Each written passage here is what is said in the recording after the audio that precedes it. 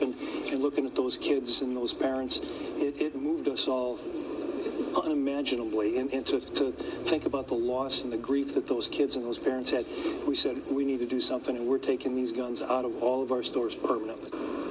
Thoughts and prayers are not enough. That is the message from Dick's Sporting Goods as the company announced it is immediately ending the sales of military-style semi-automatic rifles at all of its stores. The company citing the mass shooting in Parkland, Florida for the change. Now, under the policy, the sports retailer says it will no longer sell assault-style rifles, also referred to as modern sporting rifles, will no longer sell firearms to anyone under the age of 21, and will not sell high-capacity magazines, adding it will continue to not sell bump stocks that allow semi-automatic weapons to fire more rapidly. Joining us now to talk more about the company's plans is Mike Brown. He's a firearms instructor. We're not asking you to speak on behalf of Dick's, of course. No, here, thank you for coming in, Mike. Thank you. You know, what did you think about this when you heard about Dick's and putting this into play?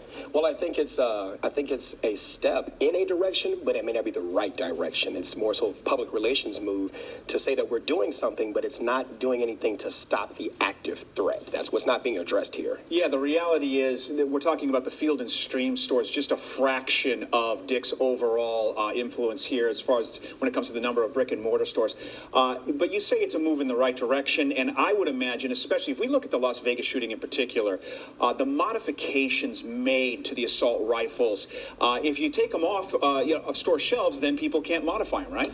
Well, they can't modify them with regard to the design that was made, but they'll find another way. And like I said before, you cannot criminalize ingenuity. There was always going to be a way to do something they want to do.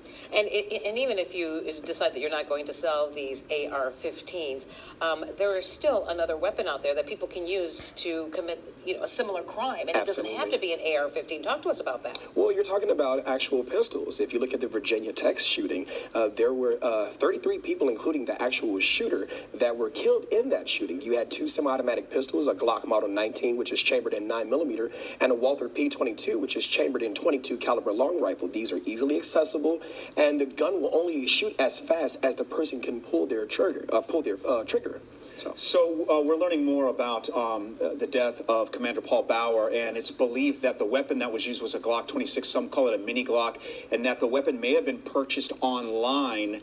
This issue of selling guns privately, that's really a much larger issue, is it not, than the AR-15s being pulled from the store shelves? That's definitely a much larger issue because there are various regulations that cover purchasing a firearm in the store versus purchasing a firearm from private to private transaction. For example, if I wanted to sell you my firearm, I don't have to go through a dealer. I can just make sure that I go online, check your FOID card, and then give it about a little bit of a wait, and then sell the firearm. And there is the law that says that I have to keep the paperwork on file with me for 10 years. A transaction number is generated from the Illinois State Police website, and that's that.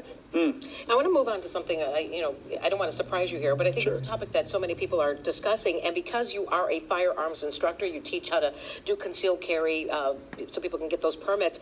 There's some talk in Washington about teachers being armed and protecting students. What are your thoughts on that? Because when you're a teacher, you're focusing on the kids. Can you really be focusing on a gunman as well?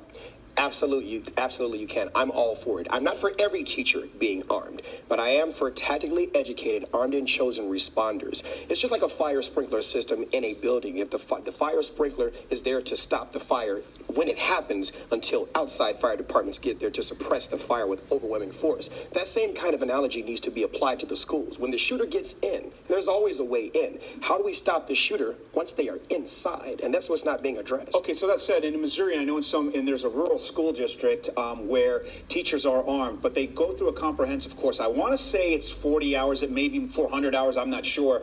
What in your mind would be an ideal set number of hours that you need to be in a gun range and being trained by a professional before you could carry a gun onto a campus? It's not just the gun range, it's the training that goes on that needs to go on inside the school. I argue that it should take place quarterly using the actual school and trained instructors. All right, Mike Brown, instructor in firearms, and Thank you you. are good. I've seen you in action. All right, thank you very much, Mike. Let's send it 7:49. from one mic to another. Yes.